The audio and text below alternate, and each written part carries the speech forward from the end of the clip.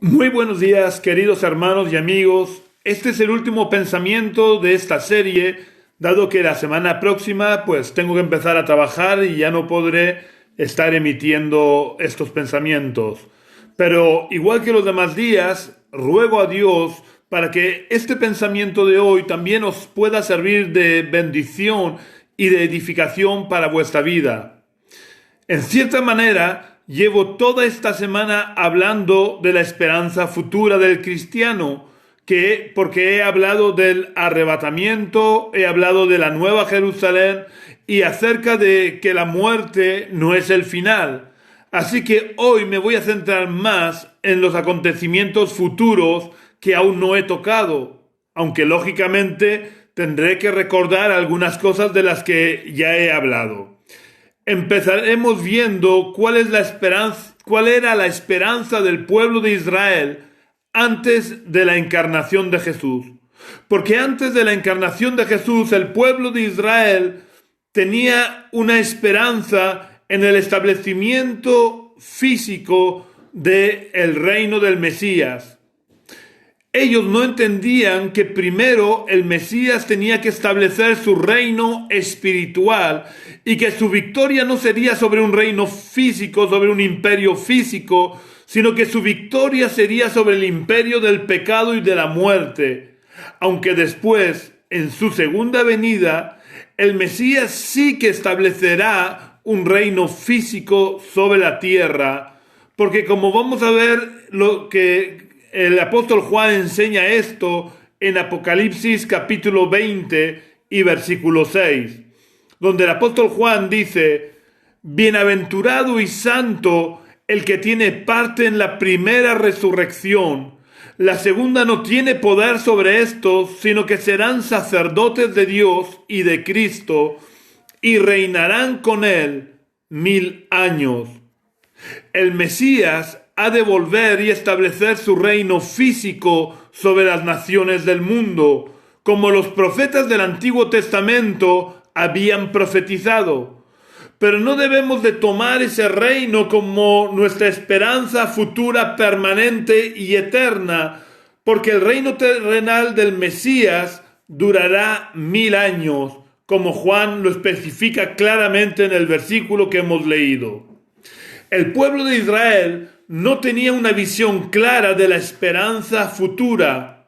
Para ellos la esperanza futura se limitaba casi exclusivamente al restablecimiento del esplendor de la nación de Israel y al establecimiento físico del reino del Mesías, pero carecían de un conocimiento claro de lo que había después de la muerte.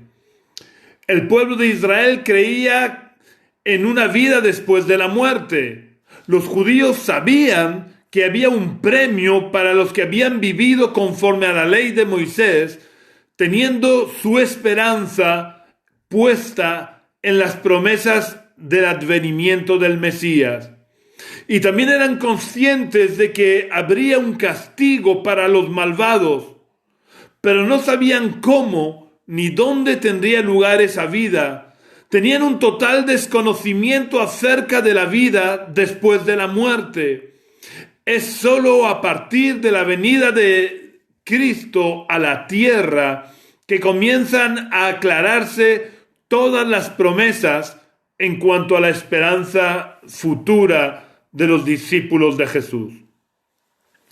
Jesús fue el primero en hablar de forma más clara acerca de la vida después de la muerte, así en una de sus parábolas, o algunos piensan que no fue una parábola sino una historia real, dado que en las parábolas Jesús nunca dio nombres personales, y en este caso sí que dio el nombre al mendigo. Me estoy refiriendo a lo que contó acerca del mendigo Lázaro y el rico.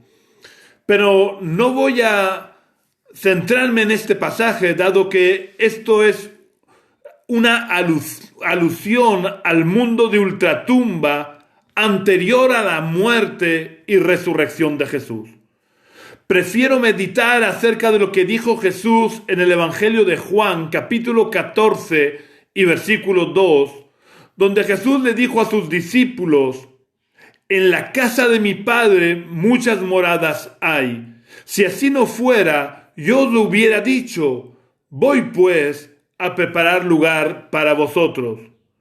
Jesús dijo que iba a prepararnos un lugar en la casa del Padre. Pero, ¿dónde está ese lugar? Realmente no hay claridad en el Nuevo Testamento de dónde está ese lugar.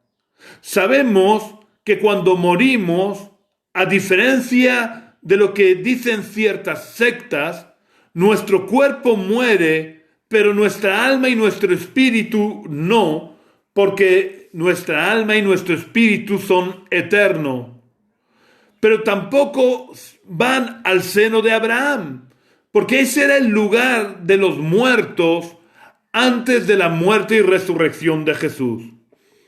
Pero los muertos en Cristo tampoco van a la Nueva Jerusalén, porque la Nueva Jerusalén se establecerá a partir del fin de los tiempos. Así que no hay claridad de dónde se encuentra el lugar en el que están los cristianos muertos antes de la consumación de los tiempos, en ese lapso, en ese tiempo de espera, desde ahora hasta la consumación de los tiempos. Pero hay una cosa que tenemos que tener muy clara los cristianos, que es la esperanza mayor y mejor del pueblo de Israel. Lo que está claro es que después de la muerte de nuestro cuerpo, nuestra alma y nuestro espíritu, que son eternos, insisto, la muerte no destruye nuestra personalidad. Con la muerte lo que ocurre es que el vaso que nos contiene realmente muere. Y de esa manera nuestra persona queda libre de su cuerpo. El alma y el espíritu son eternos. Y lo que sí que debemos de tener muy claro los cristianos es que cuando ocurre nuestra muerte, nuestra alma y nuestro espíritu van a la presencia del Señor. El dónde no es importante. Lo verdaderamente importante es con quién vamos a estar. Y en la enseñanza novotestamentaria está clarísimo que una vez morimos los cristianos, vamos a estar en la presencia de nuestro Creador. Vamos a estar con nuestro Salvador. Vamos a poder ver a Dios, al Dios tres veces santo, con nuestros propios ojos, sin que haya ninguna barrera entre Dios y nosotros. Esto lo podemos ver en varias enseñanzas del apóstol Pablo. Por ejemplo, en 2 Corintios capítulo 5 y versículo 8, el apóstol Pablo enseña: pero estamos confiados y más aún queremos estar ausentes del cuerpo y presentes al Señor. Creo que este versículo es claro en cuanto a con quién vamos a estar. Al morir, estaremos ausentes del cuerpo porque el cuerpo será enterrado, incinerado, echado al mar, o lo que ocurra con el cuerpo no importa. Nuestro cuerpo se queda aquí. Y automáticamente nuestra alma y nuestro espíritu es llevado a la presencia del Señor. Esta es una esperanza sumamente interesante. No vamos a estar con ángeles, ni siquiera con Abraham o con Moisés, que ya sería interesante. Vamos a estar en la misma gloriosa presencia del Señor. Es verdad que allí estarán también ángeles, junto con Abraham, Moisés y los demás muertos en Cristo. Pero lo que le da valor a nuestra esperanza no es la presencia de los ángeles ni la presencia de Abraham o de Moisés, sino la bendita presencia, la bendita y gloriosa presencia del Señor Jesucristo, el que murió por nuestros pecados, el que nos amó, nos sanó y nos lavó con su propia sangre. ¿Hay algo que pueda darle más valor a ese lugar? ¿Hay algo que le pueda dar más valor a nuestra esperanza futura? Yo creo que no. No hay nada más valioso que poder estar en la bendita presencia de nuestro gran Dios y Salvador Jesucristo, el que murió en la cruz por nuestros pecados y nos dio a nosotros vida y vida en abundancia. Como os decía antes, no hay seguridad absoluta de dónde está el lugar donde iremos al morir, mientras no haya llegado la consumación de los tiempos.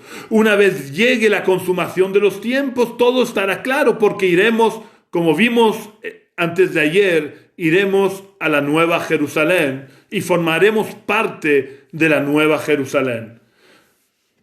Pero el apóstol Pablo vuelve a confirmar que una vez morimos vamos a estar en la misma presencia de Dios o de Jesucristo. En su carta que le escribe a los cristianos de la iglesia de Filipos, en Filipenses capítulo 1 y versículo 23, donde le enseña a los cristianos de Filipos diciendo: de ambas cosas estoy puesto en estrecho, teniendo deseo de partir y estar con Cristo, lo cual es muchísimo mejor.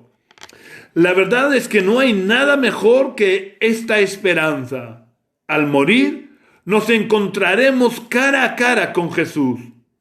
La vida, por buena que sea, no se puede comparar con sentir los dulces brazos de Jesús abrazándonos y secando nuestras lágrimas.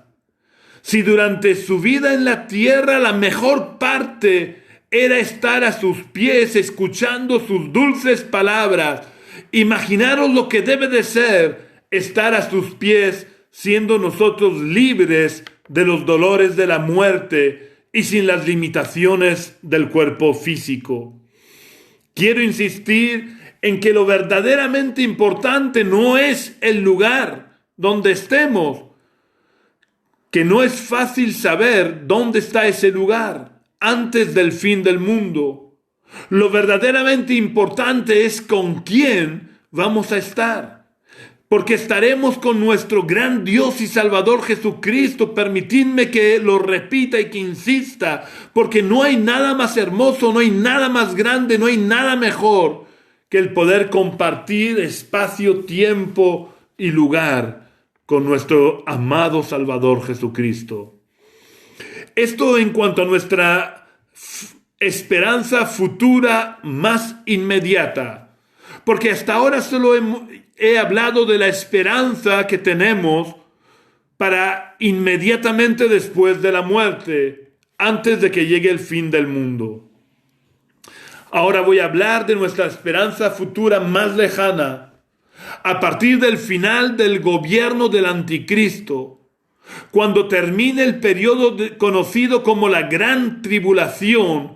Ocurrirán ciertos acontecimientos que voy a citar sin entrar demasiado en explicaciones, porque tendría que extenderme demasiado, pero que desembocarán en lo que es nuestra esperanza definitiva, futura y eterna. Una vez que acabe la gran tribulación, tendrá lugar la primera resurrección, en la que resucitarán los cristianos muertos, y acto seguido, en un abrir y cerrar de ojo, tendrá lugar el arrebatamiento de los cristianos vivos, que esto ocurrirá justo después de finalizada la gran tribulación. Lo podemos deducir, como ya lo vimos en Apocalipsis capítulo 20, versículos 4 y 5, donde el apóstol Juan nos dice claramente: vi tronos y se sentaron sobre ellos los que recibieron facultad de juzgar, y vi las almas de los decapitados por causa del testimonio de Jesús, por la palabra de Dios, los que no habían adorado a la bestia ni a su imagen, ni recibieron la marca en sus frentes ni en sus manos, y vivieron y reinaron con Cristo 1000 años. Pero los otros muertos no volvieron a vivir hasta que se cumplieron 1000 años. Esta es la primera resurrección. Queridos hermanos, como ya expliqué, y por tanto no lo voy a volver a explicar con detalle, pero solo quiero citar lo que dicen estos dos versículos porque son muy importantes. El versículo 4 habla de los cristianos asesinados por su fe durante el periodo de la gran tribulación. Sin embargo, el versículo 5 aclara que resucitarán en la primera resurrección. Como vimos, según la enseñanza de Pablo a los cristianos de Tesalónica y a los cristianos de Corinto, en la primera resurrección resucitan los muertos en Cristo. Por tanto, si esta resurrección ocurre después de la gran tribulación, el arrebatamiento necesariamente tiene que ocurrir después de la gran tribulación, puesto que ocurre en un abrir y cerrar de ojos después de esta primera resurrección. Igual que antes con lo del lugar donde están los muertos en Cristo, creo que no es tan importante el cuándo ocurrirá la resurrección y el arrebatamiento como el hecho en sí de que tendrá lugar la resurrección y el arrebatamiento. A veces nos perdemos en los detalles en vez de centrarnos en el fondo. Los primeros árboles muchas veces nos impiden ver el bosque. Y lo más importante en este tema no es cuándo ocurre el arrebatamiento, sino que lo verdaderamente importante de este tema es que los muertos resucitarán, lo cual deja claro, como dije ayer, que no vamos a pasar la eternidad como almas flotando en un espacio infinito, que sería una esperanza un poco hueca y falta de consistencia. Nuestros cuerpos resucitarán, y esto es también importante que lo entendamos. No tendremos un nuevo cuerpo diferente al cuerpo con el que hemos vivido aquí en la tierra.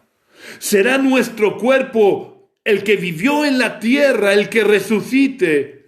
Nuestra alma y nuestro espíritu volverán a nuestro cuerpo, a ese cuerpo que murió y quedó destruido en la tierra. Es verdad que será un cuerpo transformado y glorificado, pero será nuestro cuerpo. Hay dos cosas que indican claramente que será nuestro cuerpo el que resucite primero. Si nos fijamos en el arrebatamiento, el cuerpo de los cristianos arrebatados no se quedará en la tierra. El cuerpo de los cristianos arrebatados será transformado y glorificado y ascenderá a los cielos. Así que con los muertos ocurrirá lo mismo. Vamos a leerlo en la carta del apóstol Pablo a los Filipenses en el capítulo 3 y versículo 21. El apóstol Pablo dice: Él transformará nuestro cuerpo mortal en un cuerpo glorioso semejante al suyo, por el poder con el cual puede también sujetar a sí mismo todas las cosas. Nuestro cuerpo resucitado será semejante al cuerpo resucitado de Cristo. Y quiero hacer notar que fue el mismo cuerpo que se había paseado por las calles de Jerusalén, por toda la provincia de Galilea, el que resucitó, porque la tumba estaba vacía y porque su cuerpo todavía tenía las marcas de los clavos y en el costado tenía las marcas de la lanza. Esto nos da seguridad de que será nuestro cuerpo el que resucite. Esto también lo confirma el hecho de que la tierra y el mar devolverán sus cuerpos, como vimos ayer. La verdad es que me parece una esperanza gloriosa el pensar que no solamente es que mi persona, mi ser interior no va a morir nunca, sino que además mi cuerpo un día resucitará para no volver a sufrir ni a morir nunca más. Y mi alma y mi espíritu se volverán a unir con mi cuerpo transformado, pero mi cuerpo, y viviré una eternidad, una vida real sobre una tierra nueva y un cielo nuevo. Hemos visto que resucitaremos, pero ¿qué ocurrirá después de nuestra resurrección? En el cielo se celebrarán las bodas del Cordero, como lo describe el apóstol Juan en el libro del Apocalipsis capítulo 19, versículos 6 al 8, donde el apóstol Juan nos dice: y oí la voz de una gran multitud como el estruendo de muchas aguas y como la voz de grandes truenos que decía: aleluya, porque el Señor nuestro Dios Todopoderoso reina. Gocémonos, alegrémonos y démosle gloria, porque han llegado las bodas del Cordero y su esposa se ha preparado. Y a ella se le ha concedido que se vista de lino fino, limpio y resplandeciente. El lino fino representa las acciones justas de los santos. Pensemos un poco cuán glorioso será para nosotros el poder participar de estas bodas, formando parte de la esposa del Cordero. No seremos simples invitados a la boda, seremos parte de los protagonistas, porque en toda boda los protagonistas no son ni los invitados ni los padrinos. En toda boda los protagonistas son los esposos que se están casando en ese momento. Y nosotros los cristianos somos la esposa. Por tanto, participaremos de esta boda como protagonistas y no como simples invitados. No hay palabras para poder describir la bendición y la gloria que experimentaremos en ese momento cuando estemos sentados al lado del Cordero, recibiendo el cariño y los mimos de nuestro amado esposo. Al finalizar las bodas del Cordero, Cristo saldrá para derrotar a las naciones que se habrán reunido bajo el mando del anticristo en el valle del Armagedón. Entonces el anticristo y el falso profeta serán echados directamente al infierno. Las naciones que habrán pactado con ellos serán derrotadas. Satanás será atado y Cristo establecerá su reino de 1000 años en la tierra, que será el reinado del Mesías tan esperado por el pueblo de Israel. Durante todo este tiempo en el que Jesús reinará en la tierra, nosotros reinaremos con Cristo. Tengo que reconocer que en ningún sitio de la Biblia nos explica cómo. Solo se nos dice que eso será así. Y para mí, como la Biblia lo dice, aunque no explique cómo, para mí es suficiente para creerlo. Porque lo que dice la Biblia es verdad. Y las promesas son en Él sí y en Él amén. Todo lo que está escrito en la Biblia se cumplirá. No tengo ni la menor duda de que reinaremos con Cristo. Hoy con nuestra mente tan finita, tan limitada, no podemos entender ni imaginar lo que eso supone. No sabemos cómo será, pero estoy convencido que no existen palabras para poder explicar la gloria que experimentaremos y sentiremos al estar reinando con Cristo durante estos 1000 años. Durante estos 1000 años prácticamente no habrá muerte en la tierra, porque la creación volverá a su estado original semejante al que tuvo en los tiempos de Adán y Eva antes de que pecaron. Por eso está escrito que las personas de 100 años serán consideradas niños. Quiero insistir que la Biblia no clarifica mucho cómo se desarrollará este reinado, pero sobre todo el Antiguo Testamento contiene muchas profecías que hablan acerca de que casi no habrá muerte durante este periodo de tiempo, ejemplificándolo con palabras como las que os acabo de decir, de que los niños tendrán 100 años, o que las armas se fundirán y se convertirán en herramientas para el campo. O también explica que en ese tiempo se acabará el carnivorismo, como antes del diluvio, en el que ningún animal comía carne. Eso lo podemos ver en el libro del profeta Isaías, capítulo 11, versículos 6 y 7, donde el profeta Isaías dice: morará el lobo con el cordero y el leopardo con el cabrito se acostará. El becerro, el león y la bestia doméstica andarán juntos y un niño los pastoreará. La vaca pacerá junto a la osa, sus crías se recostarán juntas y el león como el buey comerá paja. Salvo las pinceladas sueltas de los profetas del Antiguo Testamento y el capítulo 20 del libro de Apocalipsis, no sabemos gran cosa de este periodo de 1000 años. Solo sabemos que Cristo reinará en Jerusalén junto a los cristianos resucitados o arrebatados. Casi no habrá muertes en la tierra durante este periodo de tiempo. No habrá guerras. Y todos los animales y los hombres se alimentarán solo de vegetales. Pero no sabemos gran cosa. No sabemos, por ejemplo, cómo los cristianos colaboraremos en el reinado de Cristo.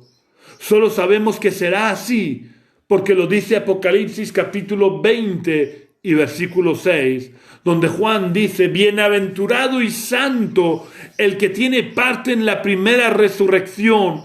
La segunda muerte no tiene poder sobre estos, sino que serán sacerdotes de Dios y de Cristo y reinarán con él 1000 años.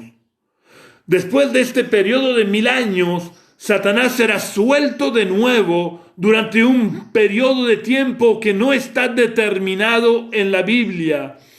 Y durante este tiempo, Satanás engañará de nuevo a los reyes y gobernantes de las naciones para llevarlos a la guerra contra Cristo. Y de nuevo Cristo los vencerá.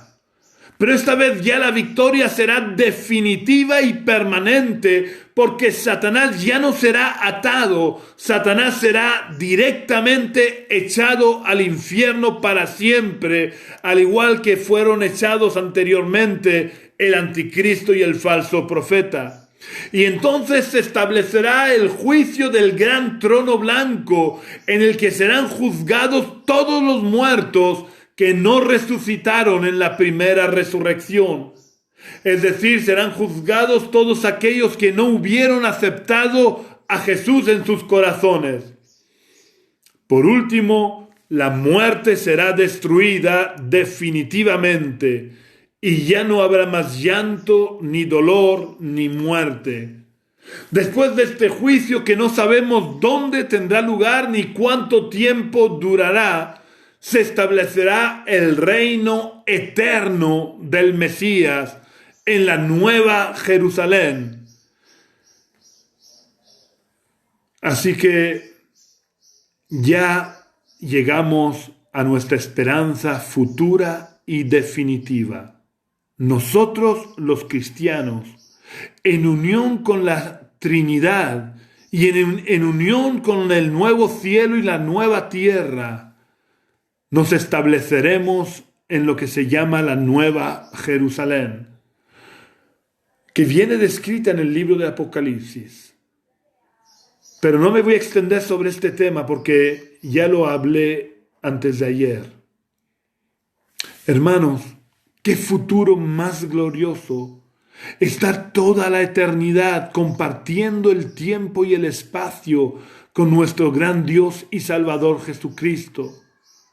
Qué glorioso poder verlo cara a cara y poder conocerlo como nosotros hemos sido conocidos. Ahora no podemos ni imaginar la gloria y la bendición que experimentaremos, porque ahora vemos como por un espejo oscuramente, por las limitaciones de nuestra mente contaminada por el pecado y con las limitaciones de la carne. Pero cuando esas limitaciones sean quitadas y nuestra mente sea limpiada y nuestros ojos sean abiertos, veremos y experimentaremos la gloria de Dios en toda su dimensión. Verdaderamente no hay nada más glorioso que formar parte de la esposa del Cordero. No tengo palabras porque no existen palabras para poder explicar la vida tan gloriosa que nos espera junto a nuestro amado Salvador. Así que quiero terminar esta serie de pensamientos haciéndote una pregunta muy importante. ¿Dónde pasarás la eternidad? Porque tanto tú como yo somos eternos.